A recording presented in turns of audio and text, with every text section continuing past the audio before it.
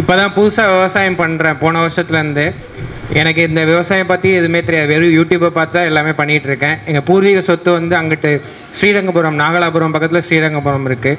அந்த இதில் last time October மாதம் வந்து 5 ஏக்கர் உளுந்து போட்டிருந்தேன். உளுந்து வந்து வம்பன் 11 போட்டிருந்தேன்.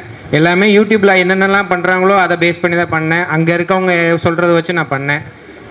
பேசிக்காக எனக்கு 5 ஏக்கருக்கு எனக்கு வந்து ஒரு ஏக்கருக்கு 3 குவிண்டால் கணக்குக்கு 15 குவிண்டால் வந்திருக்கு. அதுக்கப்புறம் எனக்கு செலவு ரொம்ப கணக்கு பண்ணி பார்த்தோம்னா 1.5 லட்ச ரூபா செலவு, 1,25,000 ரூபா செலவு. எனக்கு வரவுன்னு பார்த்தீங்கன்னா 1,22,000 ரூபா, 3,000 ரூபா லாஸ் தான் எனக்கு இது. ஆனால் எனக்கு என்ன புதுசாக கற்றுக்கிட்டேன்னு ஒரு இது. இப்போ இதில் வந்திருக்கேன். நீங்கள் உளுந்து போட்டு எடுத்துட்டீங்கன்னு சொன்னீங்க. ஸோ இதுக்கும் அதுக்கும் எவ்வளோ டிஃப்ரென்சஸ் வரும்? என்ன வரைக்கும் படிச்சிருக்கேங்கிற? MBA. இதில் பாருங்க, நமக்கு வர்ற காலத்தில் இதுதான் ஆக போகுது. இவனுக்கு விவசாயத்தை பற்றி என்ன தெரியும்? எனக்கு எதுவும் தெரியாது. நம்ம சும்மா பேசிக்கிடுவோம்ப்பா. நம்ம பேசுகிறது தமாஷா இருக்கணும், அதே சமயத்தில் சிந்தனையும் இருக்கணும். அவனுக்கு ஒன்றும் தெரியாது, படிச்சுட்டு வந்தான். இப்போ காலப்போக்கில் நம்மக்கிட்ட என்ன பண்ண போகிறாங்க? இப்போ எல்லாம் இந்த மார்க்கெட்டு போட்டிருக்கான் பார்த்தீங்களா? ஒரே மாடியில் எல்லாமே கிடைக்கும், எங்கேயும் போகாத, இருக்கிற ரூபாயெல்லாம் என்கிட்ட கொடுத்துட்டு போயிரு அப்படின்னு போட்டிருக்கான் பார்த்தீங்களா? காலப்போக்கில் நம்ம நிலத்தை எல்லாம் அவங்க வாங்கிட்டு இந்த மாதிரி படித்த பசங்களை தூக்கி எடுத்து போடுவான். இவனுக்கு உழுக தெரியாது, தண்ணி பாய்க்கிறதுன்னு தெரியாது. இவன் பண்ணி பண்ணி பண்ணி இவன் செலவெல்லாம் போய் செலவு கணக்கு கரெக்டாக சொல்லிட்டான் பாருங்க. நான் இவ்வளோ செலவு பண்ணியிருக்கேன், இவ்வளோ தான் வரவு வந்திருக்கேன்ட்டு. இதே மாதிரி அவன் இதெல்லாம் செலவெல்லாம் எழுதி எழுதி எழுதி ஒரு 100 கிலோ வந்துச்சுன்னு வச்சுக்கா, அந்த கணக்கு போட்டு தான் நம்மளை விற்க போகிறாங்க. அதனால் நான் தயவு செஞ்சு என்ன சொல்கிறேன்னு சொன்னோம்னா, நீங்கள் உங்கள் நிலங்களை விற்காதங்க, வச்சுக்கோங்க. நமக்கு ஒரு காலம் வரும், அது வரைக்கும் கொஞ்சம் காத்திருங்க. அது சீக்கிரமே இப்போ வந்துருச்சு. நான் ரொம்ப நாள் ஆகும்னு பார்த்தேன். கடவுள் புண்ணியத்தில் நம்ம உருவத்தில் அது கொண்டாந்து கொடுத்துட்டாரு. நீங்கள் பண்ணிக்கோங்க. நீங்கள் இன்னும் என்ன சொன்னீங்க? ஒரு ஏக்கருக்கு 3 குவிண்டால் தான். ஓகே. உளுந்து நம்ம இதே ஆந்திராவில் கொடுத்து ஒரு ஏக்கருக்கு 15 கிண்டால் எடுத்துருக்கோம். குறைஞ்சது எப்படி இருந்தாலும் கூட ஒரு 8 கிண்டாலாவது எடுக்கலாம். 5 கிண்டால் இவங்களுடைய டார்கெட்டு, 5 கிண்டால் 6 கிண்டால் நம்ம அதை யூஸ் பண்ணிக்கிட்டான்னு குறைஞ்சது 8 கிண்டாலாவது வரும். 15 கிண்டால் எடுத்து மீசை முறுக்கணும் விவசாயிகள்லாம் ஆந்திராவில் இருக்கான், நம்ம மருந்து அடித்து. அதனால் எதுவும் கம்மி கிடையவே கிடையாது.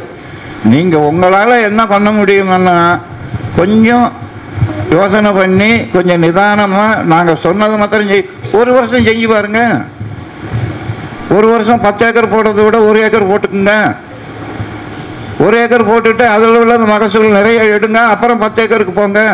முதலே நான் 20 ஏக்கர் போட்டிருக்கேன் அப்படின்னு சொல்லி போட்டு பொம்பளை ஆளுகளுக்கு 10 மணி ஆகி போயிடுச்சுன்னா டீயும் காஃபியும் வாங்கி கொடுக்குறதும் உங்கள் வேலையாகி போச்சு. நான் என்ன சொல்கிறேன், அகலமாக போடுங்க. எதை எடுத்தாலும் அகலமாக போடுங்க. எல்லாம் மிஷினரி வச்சு உழுதுருங்க. நாங்கள் ஒரு 3 மிஷின் வாங்கி வச்சுருக்கோம். 2 அடியில் கூட உழுதுரும், களை எடுத்துரும். மழை பெஞ்சாலும் களை எடுக்கலாம். மழை பெஞ்சால் களை வெட்ட முடியாது. காஞ்சி போனதுக்கப்புறம் தான் களை வெட்ட முடியும். அதுக்குள்ளே இது இவ்வளோ உயரம் வந்துடும். ஏகப்பட்ட ஆள் பிடிக்கும். இது ஒரே நாள் 1 லிட்டர் டீசலில் 5 ஏக்கர் எடுத்துக்கிடலாம். எல்லாம் வாங்கி வச்சுருங்க. உங்களுக்கு அதெல்லாம் காமிக்கணும்னு சொன்னோம்னா சரி, ஆதாரம் இதெல்லாம் நம்ம நல்லா பண்ணுவோம். நீங்கள் பாருங்கள், எல்லா இதையும் பாருங்கள், நாங்கள் என்னென்ன பண்ணியிருக்கோம்னு. இன்னொன்று பெருசு பண்ணிட்டாங்க, நான் அதை பார்த்தோம். சார் அவங்க தான் என்ன பண்ணுறதுப்பா, நம்ம இங்கே வந்து மாட்டிக்கிட்டோம், டோனுன்னு சொன்னாங்க. டோனு இப்போ நம்ம அதுக்கு ஏதாவது ஒரு ஐடியா பண்ணலாம். நான் என்ன சொல்கிறேன்னா, 4 லைனுக்கு 6 லைனுக்கு ஒரு லைன் போடாமல் விட்டுட்டு இதுக்கு உள்ளே போய் மருந்து அடிச்சுக்கிடலாம். டோனு வேண்டாம், நம்ம டோனு வாங்கியிருக்கோம், மருந்து அடிக்க முடியாது, அந்த அளவுக்கு நம்மக்கிட்ட இல்லை. அவங்களுக்கு பனி, அது குளிர் தேசம். அது அவன் ஏதாவது வெளிநாட்டில் கண்டுபிடிச்சு தான் நம்ம மேலே நம்ம தலையில் வைக்கிறதுக்கு தான் அவன் பார்க்குறான். டோனு சரி, நீங்கள் வந்தீங்கன்னா இன்னொரு தடவை டோனு நம்ம ஓட்டுவோம். ஓட்டி பார்த்து எந்த இடத்துல மருந்து விழுகலைங்கிறது நீங்களே முடிவு பண்ணிக்கோங்க. ஏதாவது ஒன்று கண்டுபிடிச்சிட்டோன்னா உடனே விவசாய தலையில் தான் கட்டுவோம், யார் தலையிலும் கட்ட மாட்டோம்.